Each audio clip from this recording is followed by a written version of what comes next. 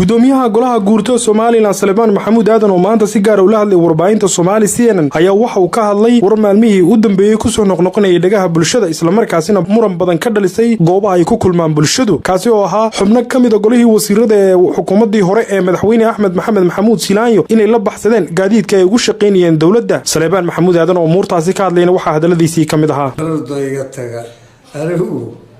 baabuur baa baqanayo baabuur baa meel laga soo qabtayo anigu kuma camal falo haddii wax lala baxsanayana hay'ada aynu u leenahay sharciye laakiin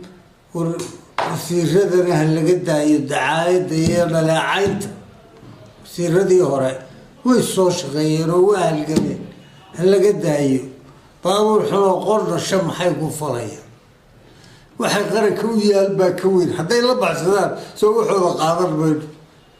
marka waxay la tahay kuwan aan duca raacino way shaqeeyeen kuwan hadda bilaabayna aan soo dhaweyn. dhanka kale gudoomiyaha golaha guurto Soomaaliland Salebaan Maxamuud Aadan ayaa waxa uu ka hadlay madaxweynaha Soomaaliland Muuse Biixi Cabdi oo isagu dhaariyay golihiisa wasiirada isla markaasina aan loo marin habkii sharciga ahayd dhaartaasi. Salebaan Maxamuud Aadan oo muurtaasi ka hadlayna waxa hadaladiisii kamid ahaa anigu idin lama ogita idin lamana aqaan gole nimanka kanu maaha niman baarliman iyo waxa ka yimi madaxweynaha u yaadhiyaaday war hawsha hela qabta war anigu barako iyo u ducee mooye wax kale i qodqod kuma lihi idinaha qodqodine maxaa soo marinaya sii mariyey maxaa idin daba dhigay kula shaqeeya mid walba soo laba dhaarin weligii waxaa dhaarin jiray dee madaxweyne hagee baarlimankaaga wakiiladaa ku horeyn jiray wakiiladu oo qurabo maaha daweyn baarlimanku ansixiya yaa gaadhno aanu ansixino markuu ila horkeeno haleedii. ugu dambeyn gudoomiyaha golaha guurto Soomaaliland oo la hadlay warbaahinta Soomaali CNN ayaa wax uu xambalyo ballaaran u diray golahaasi cusub ee wasiirada ee uu soo dhisay isla markaasina waxa uu sheegay inaanay golahaasi la xisaabtami doonin balse madaxweynaha lagu xisaabtami doono waxyaabaha ay qabtaan. Salebaan Maxamuud Aadan oo muurtaasi ka hadlayna waxa hadaladiisii kamid ahaa inay wax ku qaataan oo inay naga run tahay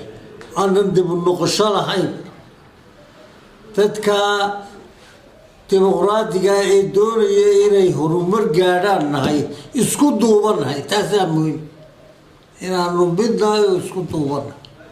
oo ninaan reeraan isku duubnayni doorasho ma geli karo iyadaa waxaa war nala qaato oo aqoonsiga iyagii aa hortaagneed iyagaa hortaagan dee sii daaye